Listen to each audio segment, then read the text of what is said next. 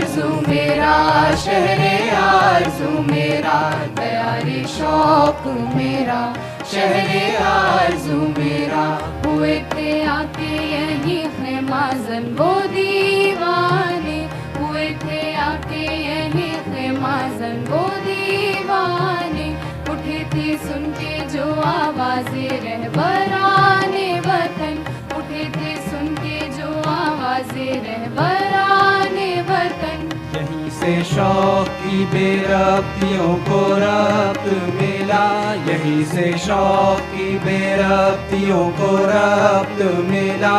किसी ने हो जामिया मिलिया इस्लामिया उस वक्त नेशनल मुस्लिम यूनिवर्सिटी के नाम से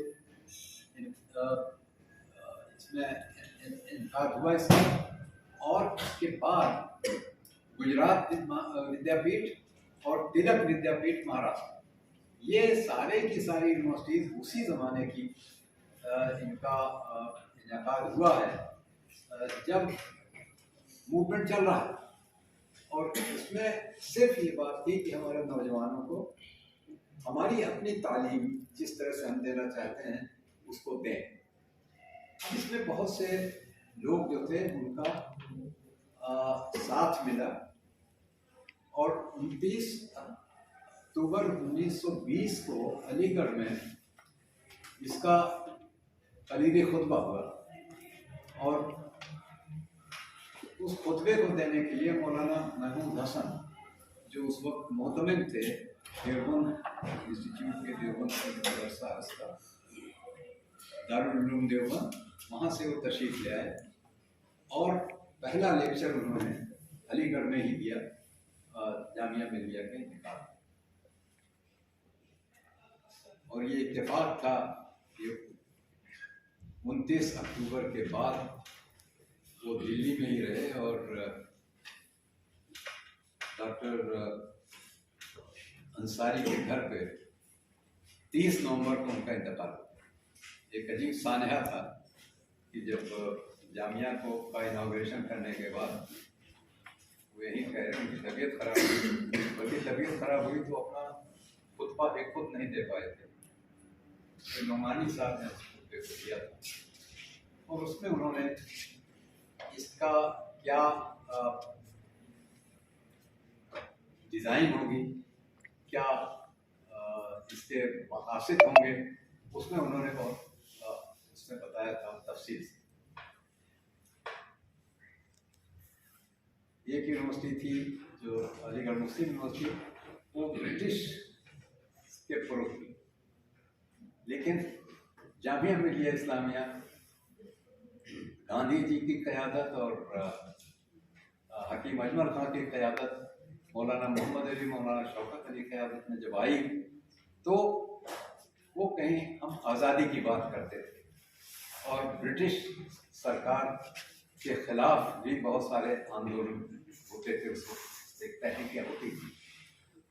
तो उस वक्त की ब्रिटिश सरकार जो कॉलोनियल सरकार थी वो जामिया को बहुत पसंद नहीं करती, और उन लोगों को भी नहीं पसंद करती थी जो इसके बानियान।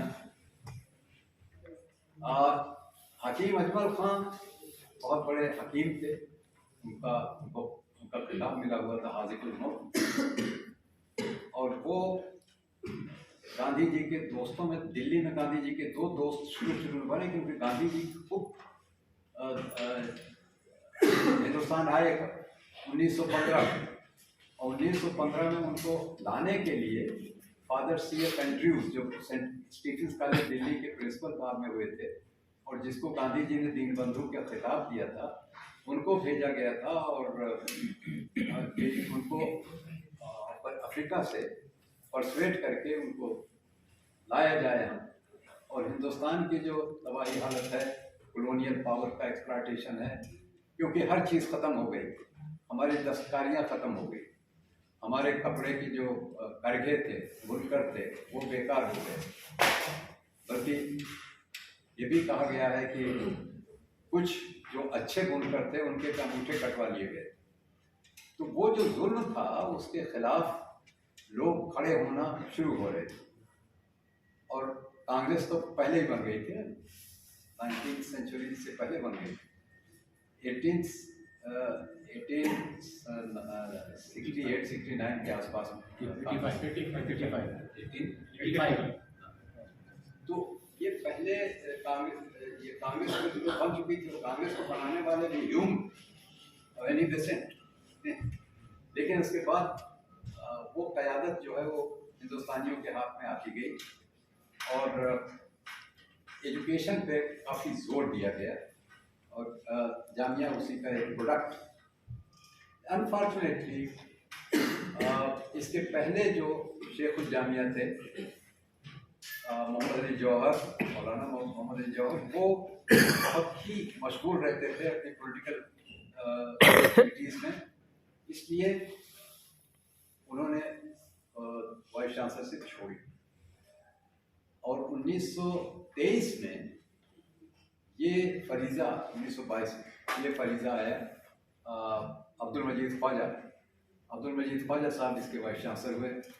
लेकिन जो रिसोर्सेज थे उसकी बहुत कमी थी जामिया के पास, लोग चंदा नहीं देते थे, जो बड़े बिजनेसमैन थे वो भी डरते थे ब्रिटिश सरकार से और जो ज़मींदार लोग थे वो भी डरते थे कि अगर ये मालूम हो गया कि हम जामिया को फाइनेंस कर रहे हैं, उनको हम मदद कर रहे हैं और जामिया का पूरा जो इसका फलसफा था वो ब्रिटिश के खिलाफ था, तो वो भी मातूब हो जाते, उन पर भी हिताब नाजिल होता, इसलिए वो अपना हाथ खींचे रहते थे। कुछ मुख्तसर लोग थे जो मदद कर रहे थे, गांधी जी के कहने पर, ख़ासतौर से जमना लाल बजाज का नाम लिया जाता है कि उन्होंने काफ़ी मदद की, लेकिन वो भी धीरे धीरे करते थे, बहुत ओपन होकर नहीं किया। किसी भी बिजनेसमैन ने और किसी भी ज़मींदार ने बहुत ओपनली जामिया की मदद की। नतीजा ये हुआ कि 1924 के आखिर तक, यानी 1925 आते जामिया की जो फाइनेंशियल कंडीशन थी, जो इसकी माली हालत थी, वो बहुत ख़राब हो गई और इसके वाइस चांसलर अब्दुल मजीद ख्वाजा साहब ने अपने रिसोर्सेज से, अपने वसाइल से बहुत दिन तक चलाने की कोशिश की जामिया और 1925 में उन्होंने गांधी जी को एक ख़त लिखा, वो ख़त लाइब्रेरी में है आपके, कि अब हमें अपने बच्चों की किफ़ालत करनी है और मैं बिल्कुल पॉपर हो चुका हूँ, फ़कीर हो चुका हूँ।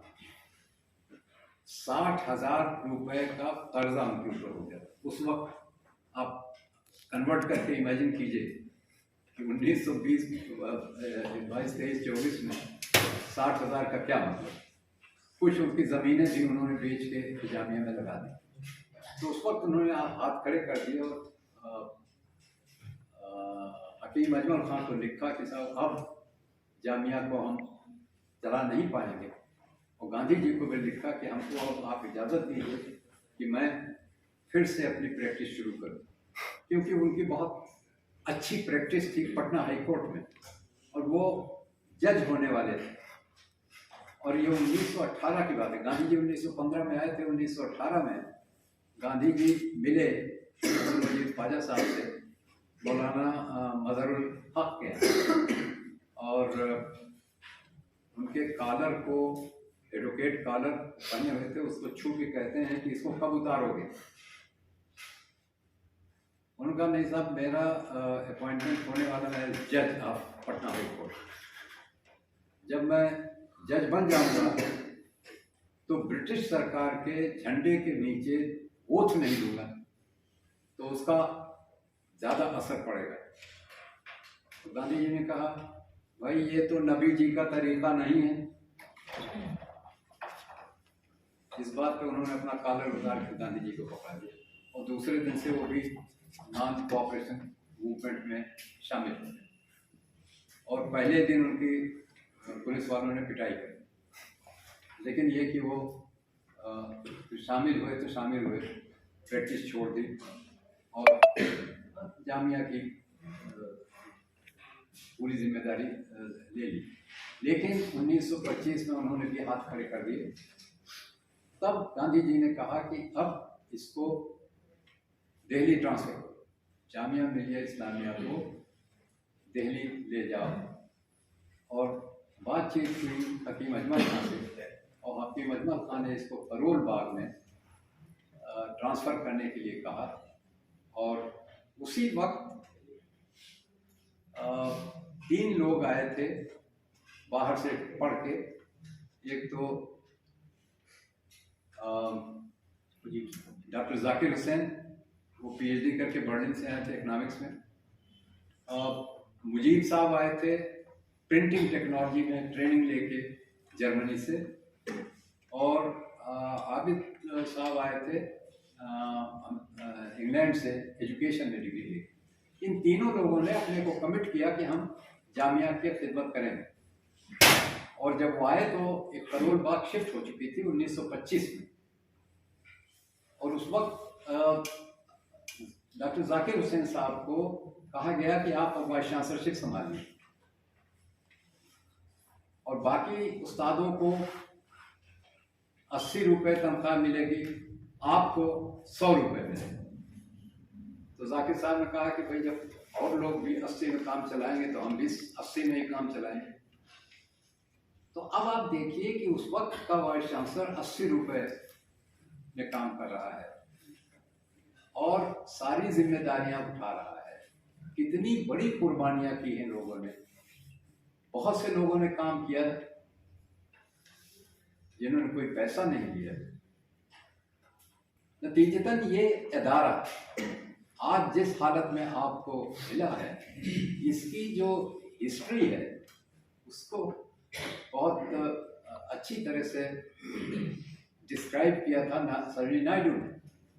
कहा कि जामिया को बनाने में पत्थर के बाद पत्थर जो रखे गए हैं, उसके बीच में इनकी बानियान की, इनके जो बानी है, इसके प्रोमोटर्स जो थे, उनकी काविश भी की और उनकी सेक्रीफाइस भी की, उनकी कुर्बानियाँ भी। तो जामिया जो है वो पत्थर ही का नहीं बना हुआ है, इसमें लोगों की कुर्बानियाँ हैं। और इसलिए इसकी हर ईंट, हर पत्थर, हर नुक्कड़ से आपको कुछ न कुछ पैगाम मिलेगा। वो पैगाम है तालीम का, क्योंकि 1935 तक एक पूरी यूनिवर्सिटी जो थी करोल बाग में थी। 1925 से 1935 10 साल तिबिया कॉलेज वहीं पे था, जो हिकमत का कॉलेज। 1935 में ये ज़मीन खरीदी गई, क्योंकि उससे पहले कोशिश हुई थी कि ग्रीन पार्क में एक ज़मीन देखी थी डॉक्टर अंसारी ने, लेकिन वो नहीं बन पाई। तो ये ज़मीन ली गई 1935 में। 1935 में जो स्कूल है आप देखेंगे, इस स्कूल की संग बुनियाद डाली गई, नींव डाली गई 1935 में। 1936 में सारे डिपार्टमेंट्स वहाँ से शिफ्ट होके ओखला कैंपस में आ गए, इस कैंपस में। सिर्फ प्रेस और लाइब्रेरी, ये दोनों चीज़ें वहाँ रह गई। लाइब्रेरी भी आ गई, लेकिन प्रेस को 1947 के दंगों में पूरी तरह से जला के खाक कर दिया। ये भी एक बहुत बड़ा नुकसान हुआ था उसको जामिया। तो ये अब धीरे धीरे आप समझिए कि उस एक छोटा सा पौधा जो लगाया गया था, जो कहीं 3, 4, 5 छप्परों में चल रहा था अलीगढ़ में, वो आज किस कदर शादाब और किस कदर खिला हुआ एक इदारा है। और आप लोग उसमें दाखिल हुए हैं, ये आपके लिए बहुत बड़ा मौका है, सुनहरी मौका है, जिसमें आप अपने कैरियर को बना सकते हैं। और उसके साथ ही फिर इस मुल्क की, इस कौम की आप भी खिदमत उतनी ही करें जितनी कि और लोगों ने अपनी कुर्बानियाँ दे के की। लेकिन इस पूरे दौर में हकीम अजमल खां का इंतकाल 1928 में, डॉक्टर मुख्तार अहमद अंसारी का इंतकाल 1939 में हो गया, 1939, और अब्दुल मजीद ख्वाजा साहब का 1962 में। तो ये वो जो, और 1931 में तो मौलाना मोहम्मद अली जौहर का हो चुका था, और वो उनका इंतकाल हुआ इसमें जेरूसलेम में। तो पूरा का पूरा वो जो लेवल था बानियान का, वो 60s के आते आते ख़त्म हो गए। लेकिन उसके बाद धीरे धीरे धीरे धीरे ये इसकी रुकावट नहीं हुई, इसके डेवलपमेंट में, इसकी तरक्की में रुकावट नहीं हुई। बहुत सारे हिस्ट्री में बहुत पहले हमें यहाँ आ गए, दूसरे मज़ामीन भी आ गए, और 2-3 चीज़ें जो थी वो गांधी जी ने यहाँ पे इंट्रोड्यूस किया था, उसका एक्सपेरिमेंटल ग्राउंड बना जामिया। एक तो बुनियादी तालीम, बेसिक एजुकेशन। बेसिक एजुकेशन का पूरा जिम्मा डॉक्टर जाकिर हुसैन को दे दिया गया। दूसरी ये कि एक और नारा दिया गया, अर्न व्हाइल यू लर्न, यानी कमाओ और पढ़ो। तो बहुत सारी दस्तकारी का काम करते थे जो बेचा जाता था, और वो आमदनी बच्चों की होती थी। वो स्कूल जब शुरू हुआ तो ये स्कूल बहुत मुस्तनद स्कूल हुआ, और ये मॉडल बन गया दिल्ली के और स्कूल पे। ये समझिए कि आप आए हैं और ये 100 साल हो चुका है इस यूनिवर्सिटी को, तो कितनी बड़ी ट्रेडिशन इसके पीछे। क्योंकि एजुकेशन जो है वो या यूनिवर्सिटी कोई पत्थर और ईंट का बना हुआ नहीं होता। इसके हर जगह से, हर पेड़ से, हर पौधे से एक मैसेज निकलता है, हर बिल्डिंग से एक मैसेज जाता है, और वो मैसेज है अगर आप कैच कर पाए तो वो मैसेज बहुत बड़ा मैसेज होता है, और वो आपकी ज़िंदगी में बहुत काम आता है। मैं इलाहाबाद यूनिवर्सिटी के स्टूडेंट रहा हूँ, और वहाँ का जो मोटो है, आपका तो है अल्लामा इंसान, लेकिन हम जब पढ़ते थे तो वहाँ पे लैटिन मोटो था, क्वाइट रेमिटेट एयरपोर्ट्स, जितनी शाखाएं उतने पेड़। ये बरगद का पेड़ है, बरगद के पेड़ में जो शाखा होती है उसी के नीचे फिर जड़ फूट जाती है, तो पेड़ जो है वो फैलता जाता है। तो यूनिवर्सिटीज़ भी इसी तरह की, हर यूनिवर्सिटी जो है इसी तरह फैलती है। जितने लोग आप बैठे हुए हैं, आप जब यहाँ से बाहर निकल के जाएंगे इस यूनिवर्सिटी के रिप्रेजेंटेटिव होंगे। इस यूनिवर्सिटी की बदनामी या इस यूनिवर्सिटी की नेकनामी आपके साथ होगी, और आप इसको कितना आगे बढ़ाएंगे, कितना आप इसको अपने कैरेक्टर से, अपने तालीम से, अपने इल्म से कितना लोगों को महसूस करेंगे, कितने उनको इन्फ्लुएंस करेंगे, बहुत बड़ी बात होती है। हर यूनिवर्सिटी इसी तरह से फैलती है। हर यूनिवर्सिटी के अपने जो तालिब इल्म होते हैं वो इसके एम्बेसडर होते हैं। आप भी बाद में इस अदारे के एम्बेसडर बनेंगे। इन अल्फाज के साथ मैं आपको अपनी दुआ देता हूँ कि आप कामयाब इंजीनियर बने, और आप कामयाब स्टूडेंट बने, और आप एक कामयाब हिंदुस्तानी शहरी बने, और अपनी जितनी भी आपकी ट्रेनिंग होगी उससे आप खिदमत करें, मुल्क की भी और कौम की भी। बहुत बहुत शुक्रिया।